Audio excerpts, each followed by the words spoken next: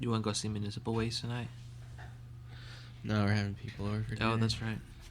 Are you going? What, we're not flushing the toilet anymore? Is that what's going on? If it's yellow, let it mellow. I was thinking about going with one. Let me check. I don't like them that much. Check. Okay. It's kind of a joke. Who's that? Municipal Waste. But they released an awesome Donald Trump t-shirt. John hates Trump. For good reason. That'd be a cool segment. I mean, I don't. John hates Trump. Like, you know what you do? You hate Trump same way you hate Trent. Oddly enough. God. That's all right. You know what I'm saying? That's not comparable at all. I don't think I ever talk about Donald Trump. Oh, you hate Trump like our dad hates Miley Cyrus. That's such a weird... I don't ever hear Dad talk about Miley Cyrus. Every time she's like in something or on a show, he just gives like the like he has to do that. How often do you watch TV with Dad? I don't know, but it's happened a few times. Like she was in that Bill Murray Christmas special on Netflix. Oh, I wanted to watch that. I never did. I couldn't. Everyone in the room was fucking knocking it. Like, he's singing. I don't give a fuck about this. So, Who are you with? Mom, she talks that way. I don't give a fuck about this.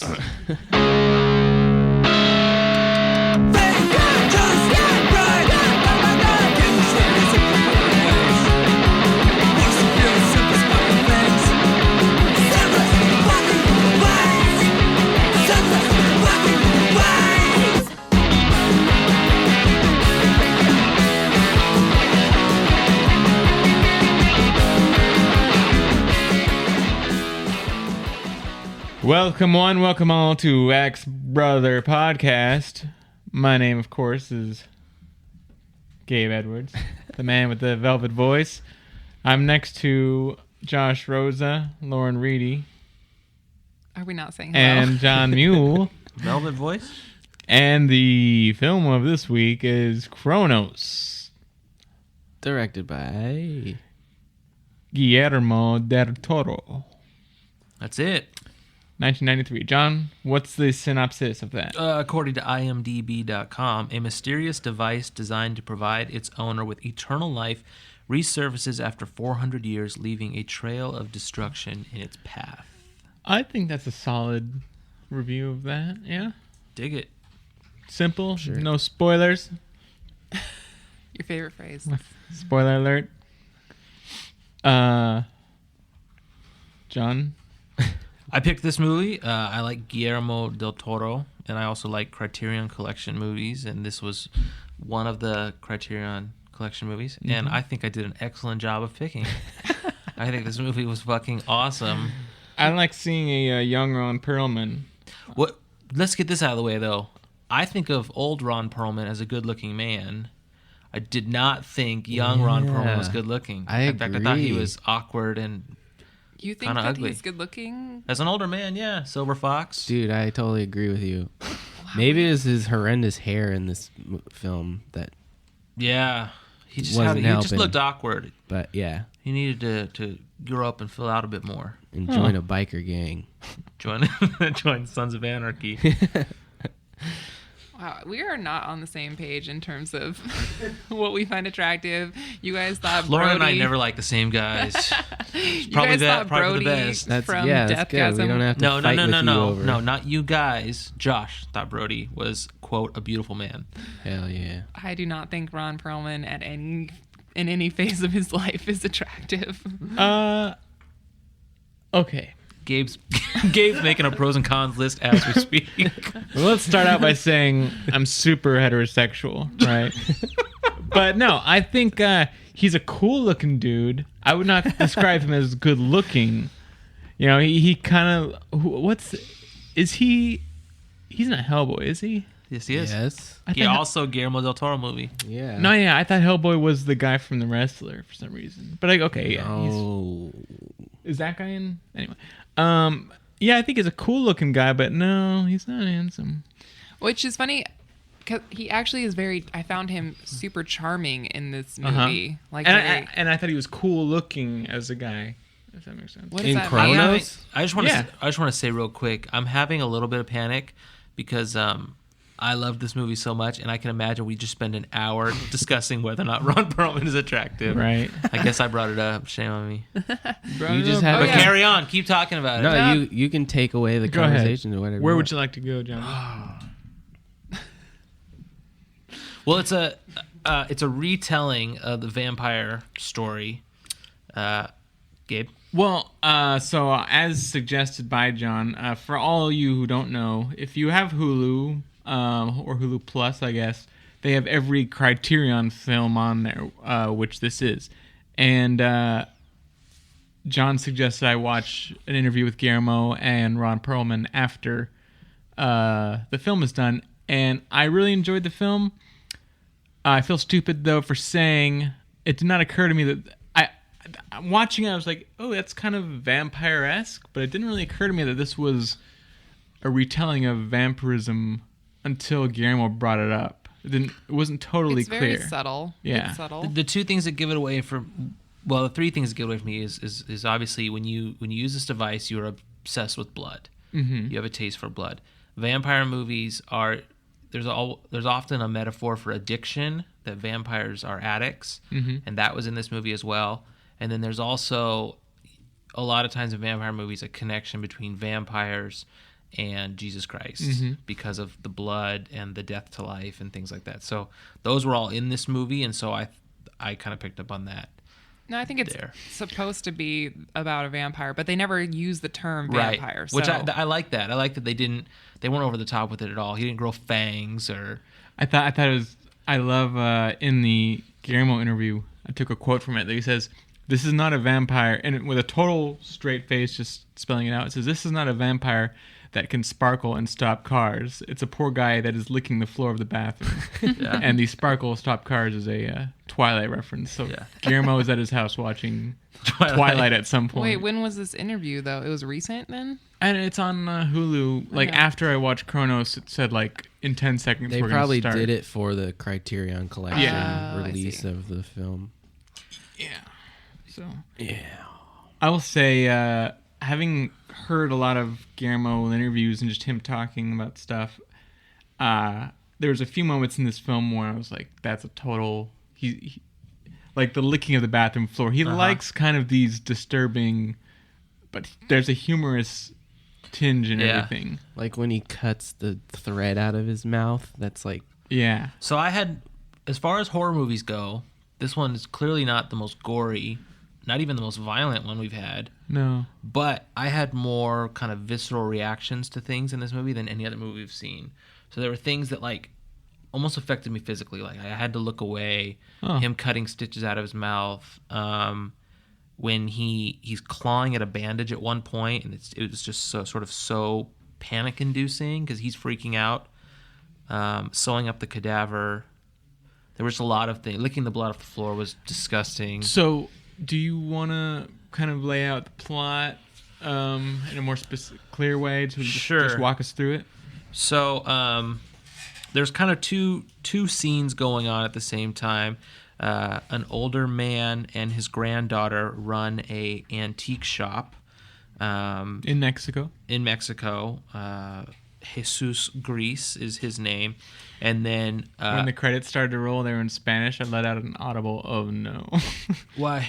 I was like, "Oh, fucking foreign film." But The last like 10 movies we've watched, like every single movie we watched is a foreign film, well, and you're still angry. I'm like, oh. But go ahead. And then Ron. So while this Jesus Grease and his granddaughter are running this antique shop, Ron Perlman is looking for this antique angel for his uncle, which I guess the angel contains the Cronos device in it. And the Cronos device is, it looks like a beetle. It's a gold beetle. Scarab. Well, And a scarab, that's the word I was looking for. Inside of this gold device is Is an actual insect, which that felt very Guillermo. The videos Yeah. inside with the this gears. And it was really strange. You didn't have to have that living insect inside there, but I thought it was such a cool addition. Yeah, I think it's important to show that. I understood it to be the source of Yeah. The insect what itself. infected him. It's yeah. the source of the power that makes you immortal.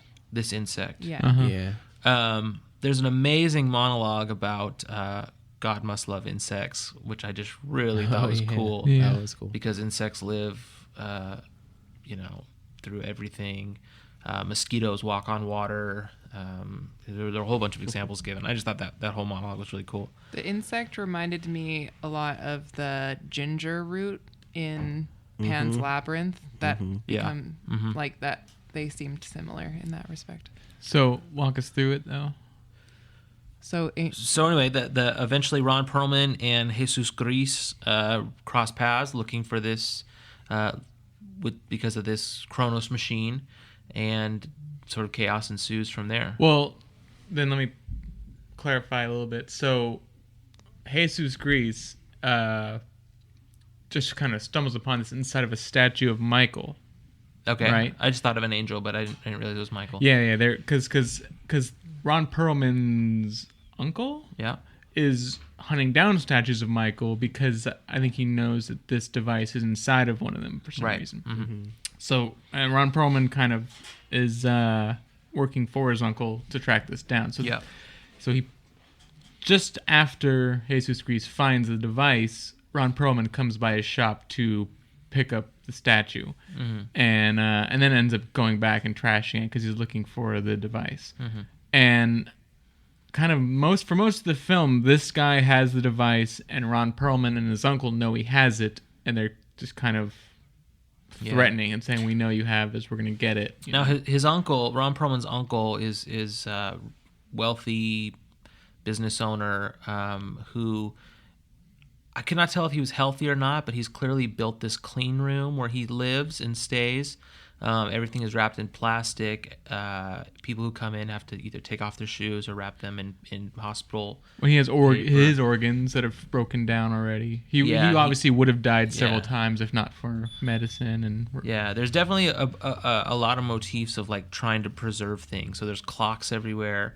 The fact that it's an antique shop is sort of preserving the past, and then this uncle lives in this clean room, which is kind of, I guess, medicine is another way of preserving things. And Guillermo talks about their sustaining life, but even when Ron Perlman realizes that why his uncle wants it, he's like, why does he want to extend his life? All he does is piss and shit all day. Yeah, you know? Ron Perlman hates his uncle too, which Yeah. is really funny. I think he's only staying to get money, I would assume. But I he, felt like his there was some sort of inheritance he loyalty. What in the film or in the after part with Guillermo, he talked about when Ron Perlman came to Mexico. Ron Perlman says, "Well, I don't speak Spanish," and he kind of gave it a try. And then they said, "Well, when he does speak Spanish, he'll do it very poorly then because he kind of hates his uncle and he hates that he's stuck in Mexico as this expatriate, you know." yeah. So, as a result of this device going into his hand and eventually into his heart, giving him stigmata, he becomes this vampire-like character, becomes obsessed with blood. When he sees it on a bathroom floor, he has to lick it up, right? Yeah. He's going to lick it off a counter. Yeah. And some guy comes in and cleans it up, and he gets upset. And then when the guy leaves, he just starts licking the bathroom floor because there's blood on the floor. Randomly, if someone had come in with a cut and... Yeah, a bloody nose or something. Yeah. Yeah. Josh, Lauren, thoughts? Cronos? Want to get in here? Doing a podcast? Hey, you guys want to do a podcast today? Or you just want to be a Go dick? ahead, Josh. I was trying to hide a little bit just because I need to go back and rewatch this and give it Did you fall the asleep? respect that it Were you drunk? deserves. What happened? I was not drunk. I was, I don't know, feeling weird. And I did fall asleep for like a little bit. Molly was watching it with me and she was waking me up and like, you're missing the whole middle part. I don't think I missed too much. Yeah, fuck it. I need to just go back and We should get rewatch it Molly again. on the phone right now. Yeah. Have her call in and tell us about this movie. In lieu of Josh. Yeah. Hello, is Joshy there? Well, I Hello? think she was reading a book at the same time, so I don't know. Oh. Lauren, hopefully you got more to bring to the table than Josh. I really like this movie. As I said last episode, like I feel like John and I are on the same page with these movies where I like and exactly what he was saying where I felt more creeped out by this movie, or I felt more disturbed by it than the last movie we watched where there was like way more gore and like spines getting ripped out of people. But just the scene, like you said, of him licking the floor, or one of my favorite, what I liked about, I can never say his name, the director's name. Guillermo del Toro. Guillermo. What is like the way that he treats each character with like such care and like creates kind of a world around them where as you meet people they feel so three-dimensional and like the guy who runs the morgue who has like the tank top that has the pit stains underneath. He's and eating a banana. Yeah, and he just I love like how careless he is, or he just finds death like, oh, whatever, like this another corpse to like put in the fire. And that all the scenes of him in the morgue, and I don't know, like the fact that that I forget why, but halfway through the movie, after he's been dressed for his burial, his suit gets turned around, and then for the rest of the movie, his like tuxedo, the suit that he was supposed to be buried in, Jesus, is backwards. And like that just struck me as really eerie. Like you don't think about those kinds of things, that the things that they bury you in have the straps because they can't dress your body otherwise. And like that he has like blush on his cheeks, and he's like, we don't want you to go into death like looking like a whore. Like all those little moments I just like paint such a beautiful picture. I mean, it's obvious that he's like a fan of fairy tales. You know, I've heard interviews with him talking about Guillermo talking about Pan's Labyrinth. And it was fun to watch this movie and see that in like a different sense. But still see what his whole vibe is as a director. I'm not speaking very eloquently, sorry. No, I think you are. I would. I mean, we could spend the whole podcast talking about Guillermo del Toro and sort of his who he is as a filmmaker. I would say a couple things he commented about the movie after the fact. He thinks American films portray Mexicans too broadly, which I think makes perfect sense. And he said that's exactly why he wanted that Undertaker character to sort of be who he was, which is like very blue collar. Yeah, blue collar, but a lot of like idiosyncrasies, a lot of little things about him that are just very interesting. Del Toro also called this a lapsed Catholic movie, and he said as a kid he always connected going to Eucharist with vampirism, which I just thought was awesome, because I could totally see this kid going to take the wine and always being like, I'm a vampire, you know, like that's so awesome. And him growing up to be a filmmaker is just perfect. But this is the thing that I wanted to ask you all. Guillermo del Toro said, Cronos is the sincere declaration of how I view the world. And I don't fully understand what that means. I don't know what after that means. Watching the movie. Like, I think I'm not fully having a fully developed answer yet. I think though a big part of it is his point about preserving life to what end, and versus living life. And I also think about him as he's pretty well known for being an overweight guy.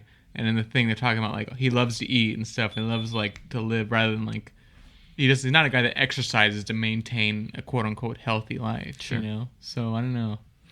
Yeah, I agree. I guess I would see that. And something you didn't mention, like, that it was obvious it's a vampire film because it covers these topics that are often associated with vampires film, was another thing about, like, the whole idea of immortality and, like, do we really, no one wants to die, but living forever is also horrible in its own way.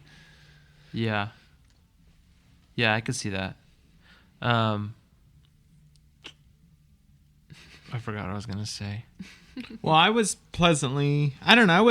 I like Guillermo, and I know he's a guy that I didn't hear about him until Pacific Rim came out, and everyone was like, "Oh my god, he's done another one!" And I was like, "Who the fuck is this guy?" He's not a guy I've seen a lot of his work, and I recalled I had seen Pan's Labyrinth. I didn't know who he was though connected to it, but yeah, it didn't. It didn't even feel like a foreign film. It didn't. I know they spoke Spanish in it, but I guess because Ron Perlman's character doesn't speak Spanish, it seemed like there was a lot of English in it, and I don't know. One thing we haven't talked about with Ron Perlman is his nose in the movie. Yes, that was the other thing that I was gonna say. Like the morgue, the guy who worked at the morgue like had a lot of idiosyncrasies, and then I love that they added the plastic surgery thing. That Ron is thinking of getting a nose job. He's obsessed with it, kind of. Yeah, the first time we see him, he asks Jesus Grease and his granddaughter. He has a bunch of nose cards that he can put up to his profile and ask them what they think. Yeah. I didn't know what the hell was happening in that scene until I asked Molly. The cards? Yeah. Yeah, and then there's like, this scene where he's sitting in his room, which felt very small. Yeah. He's sitting on his bed reading some pamphlet. It looks like a medical pamphlet, and he's listening to a CD on like, so you want to get a nose job? Yeah. And then his uncle calls down, and Ron Perlman just screams, "Fuck!" Like he's like so pissed that he's interrupting his nose CD. I mean, I think when I'm as important as I think